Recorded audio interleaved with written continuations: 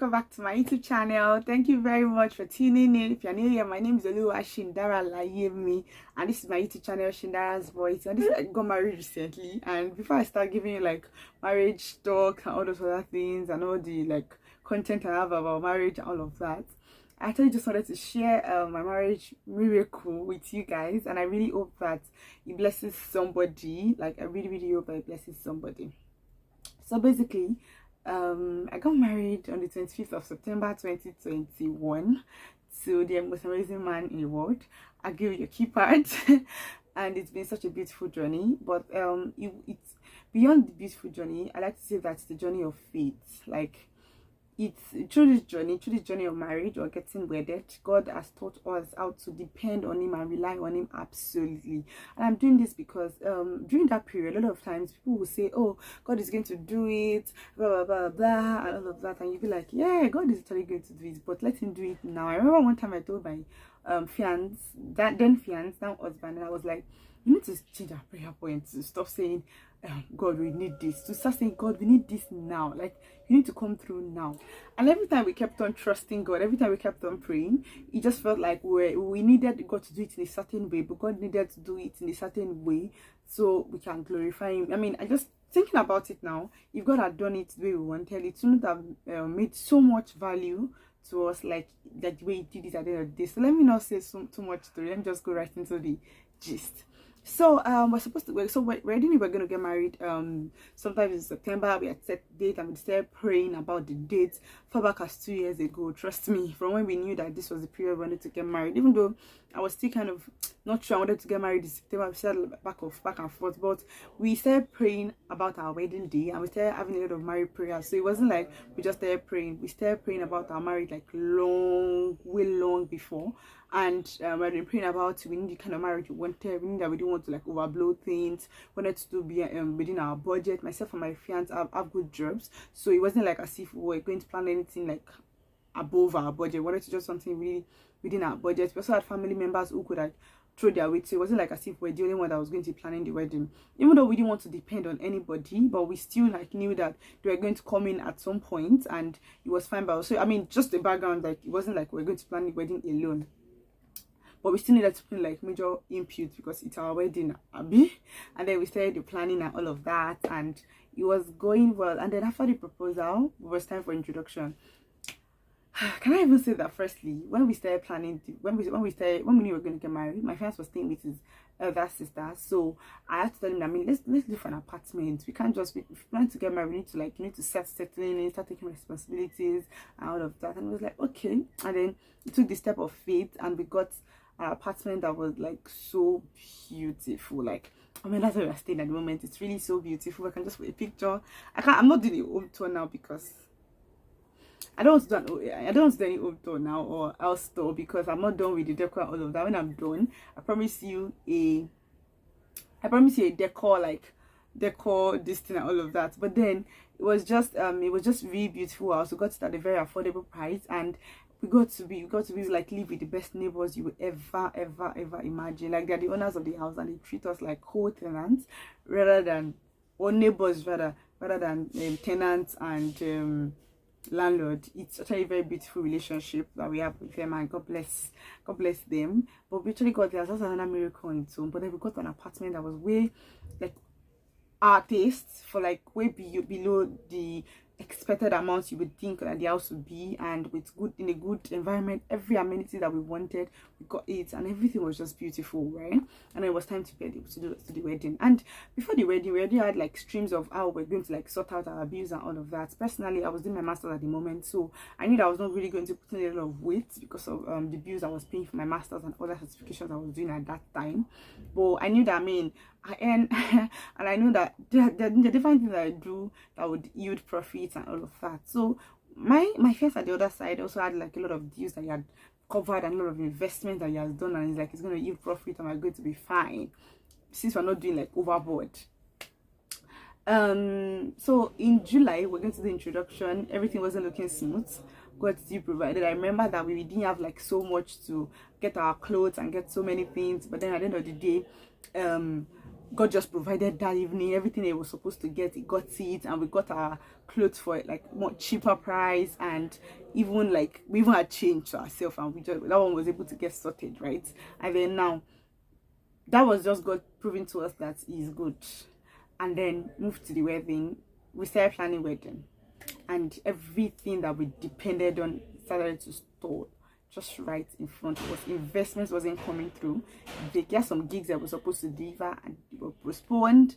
He had a lot of plans and everything was just stalling. Everything was just stalling. Money was coming in bits. Like, the way you want to like just do a major project, we wanted to do photo shoots. Some days to the photo shoot we did not have anything, and we needed to do the photo shoot immediately. I mean, photo shoot cannot be coming like 2 days to the wedding because we needed to do jotters and all those other things. So we needed to do photo shoot like before the wedding, and we didn't have money. And miraculously, I remember that day someone very close to me that I did not expect, as in I least expect, to actually give me money, just called me that day and was like, okay, how's your wedding plans going? I'm like, oh, just going well. Person was like, oh, just gist me, how's the plans? And I'm like, why is the person even like, so are you interested in like my affairs? And I was just like gisting the person like shallowly, like it wasn't like I wasn't really giving the person deep stuff. I was just like telling the person at the surface what's going on, and the person was like, okay, send your account number. And I sent him account number. The person sent me 100k, and I'm like, wow. Like, I did not even expect that the person was going to send me 100k, and the person sent me 100k, and that was like, we were able to pay for like a few things, and after that everything just went down again. And we're like, okay, you need to pay for vendors, we need to get this, we need to get that. Wedding was already coming, and you know the way these days just keep going. And you know, the funniest thing, innocently someone walks up to you and says, Iyawo, how many days more? And you're like, oh god, this person just reminded me of the fact that I have a lot of bills to pay, I have a lot of things to do. And we were losing hope. I remember speaking with a very popular person.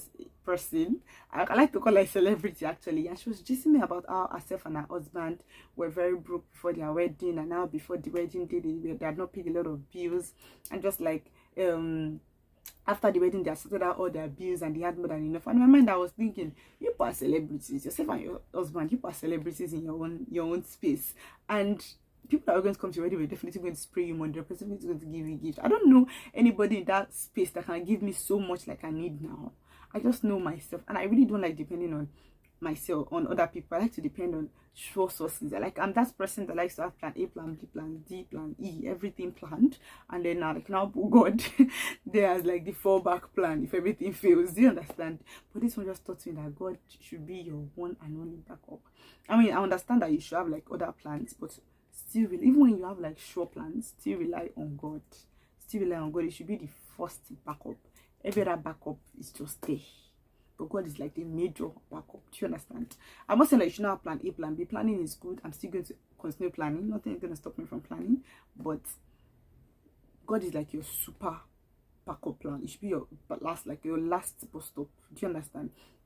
So back to my story. But everything was still looking so dull. I remember one time my friends was thinking of a no interest loan. He got access to this loan and he was thinking of accessing it, and I'm like, no, you can't do this. You don't want, if we're asking God to provide, then going through loan is not the way God is going to provide. And it's like, no, businesses do that. You know, all this logical thinking that we have and all of that. But thankfully for his spouse that listens, he didn't take it. And even after he didn't take it, I remember one day I was like, have I not led this guy wrongly? What about if this guy, what do we get to lose if this guy takes this loan and all of that? And I was really thinking, I think this guy should just take this loan. I think I was really, really battling with a lot of things in my mind. I really wanted him to just take the loan. But I couldn't tell him because I was the one that told him not to take loan. All of a sudden, I'll come back again and say, yeah, take the loan. You get? So I really didn't. But I was just praying that I would just bring it up one day and I'll be like, okay, it's fine. But then he never brought it up. And I never wanted to be the one to say, go and take the loan. So that went by like that. My faith was tested. Oh, God. My faith was tested. Trust me. And you know the thing about, somebody once told me that, oh, you know a lot of people that can actually like help you. Speak with them and tell them. And you know, you just kept on feeling like, when you're talking to people about weddings and like you don't have money for wedding, the first thing that comes to their mind is you should not have just limit yourself to your budget. You shouldn't have gone beyond your budget. You should have just done what you can afford. But the thing is, we were doing what we could afford. There was nothing beyond our budget. We were just doing what we could afford. I remember having a conversation with my mom about getting a particular kind of decoration, and she was like, no, we're not going to spend so much on decoration for one day. So we're not doing anything extravagant. It was just simple. My planner so many times will say, this decoration is not looking nice, this is not looking nice, can you go for this? And I'm like, no, I can't afford it. I'm sticking with this. I also learned contentment during wedding planning. I learned contentment because a lot of things I really want to see, a lot of things I wanted to do, like I would just see something and I'll say, oh, I really love this idea, I really want to do it. And then after that, I just go on Instagram, see like 4-5 couples doing it. I'm like, yeah, this is really going to be nice on me. But guess what? I can't afford it. So I have to take my eyes off it and be contented in what I can afford. I'll be happy in the fact that I'm getting married and that's all that matters. It was so tough. I'm saying it now and it looks so easy. It was so tough then. But then we had to do it, right? So I remember things were still not going. I mean, people were coming through, people were sending us money and all of that, but it wasn't still it. I remember one day I went to church and I was weeping. There's one between crying and weep. I was weeping. I was weeping. I was like, God, if you don't do this at this point, it is going to be left undone. I remember thinking that maybe we should postpone the date. Maybe we're just not ready. I kept on asking God, but you said I should get married. I mean, this, apart from the fact that he said this is my husband, I got to that point of making sure that God wanted me to get married at this point, because really I've not gotten to that point where I feel like I'm pressured or I need to get married. Like, do you get? I was at my pace, so I was like, okay, no stress. Why am I stressing myself? I'm not in a hurry. So I did not go into marriage in a hurry. If God did not want me to get married, I would sit there in my father's house and be enjoying myself. And so I had to get to that point where I needed to be sure that God wanted me to get married. And so I was like, God, I mean, we didn't really sign this. You said you're going to be with me all through. I remember one night also, I just sat down. That was like a week to the wedding. Things were still not sorted. And people will keep asking, how is the wedding plans going? And I'm like, fine. But within that fine, there's a lot of other stories. I remember one night I sat down and I was just praying and I was just asking God. I said, God, I'm just tired. Just take control at this point because my faith is shaking. And I remember that I went through the scripture. And I'm going to put the Bible verse on the screen where God said that he cares about the fishes in the river, the birds on the birds that fly in the air. How much more do you think he's going to forget you? Like, after that scripture, I just went from crying to say, God, come through, to saying, God, have your way. Thank you because you've done it. Because it resonated so much with me that day. And I really felt lifted in my spirit that God was going to just sort it out. It still did not change the fact that there were times where I would just say, ah, God, just do it. There were times when I would just be like, God, this is in your hand. I remember a day to the wedding, I was down. I was super down. I remember sitting down in the car alone and I was just saying, God, how are you going to do this thing like this? Vendors that have not still paid, how are you going to do this thing like this? My vendors, you know, another thing that God was doing that we didn't take notice of after the wedding was that no vendor was disturbing me for money. Everybody was just, so now we message them and say, we still have you in mind though, because I mean they're not saying anything, they were just calm and cool and all of that. And I would say, oh, I want to, okay, I'll still have in mind that we're going to get back to them. Like, oh, no problem, just take your time. And I'm like, take your time, bao. So my vendors, nobody was stressing. Nobody was saying, you need to pay. If you don't pay, you're going to lose the slot. You get those kind of. Nobody was stressing. Everybody was just moving with our pace. Nobody was saying, no, you have deadline of this. Everybody was just allowing us to move at our pace. And for anybody like cake trainer that we needed to pay, you get, or maybe cake person, anybody that we needed to pay, like to start something before the wedding, like caterers, like bridal person, all those works, all those people that you need to pay before the day because they need to like start prepping some things down. When it's time to like pay them, the money just comes. Like you just see one money will just come. Somebody will just send money to us. We'll just like get something that will just bring money. And God will just provide that. But we're not noticing. The devil didn't allow us to notice. But we were expecting like 1 million naira or 3 million naira to just come and just clear all the bills and all of that. So the little things that God was doing, we're not taking note of those things. We're just focusing on like the big things and all of that.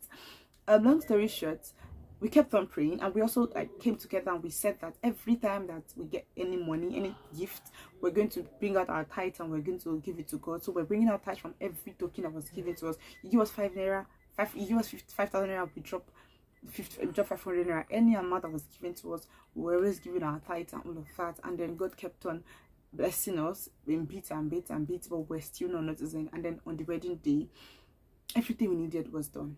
Everything. At the reception, we had paid every vendor. I don't know how God did it.